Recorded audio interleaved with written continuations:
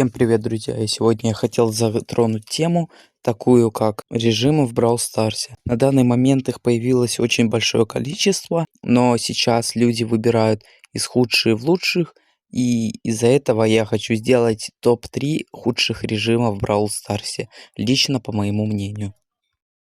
Третье место. Аэробол. В данном режиме нету четкой меты или хороших пиков. Тут решает лишь ваша удача и знание физики мяча. Второе место. Арена. Долгие катки, как и подбор из-за малого онлайна.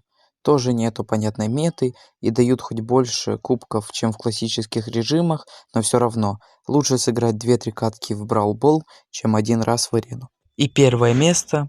Баскетбол. Все та же непонятная мета и условия пиков. Неудобная камера и слишком много багов делают режим почти непригодным для игры. Спасибо за просмотр, ставьте лайк, подписывайтесь, а в следующем видео расскажу про худших персов.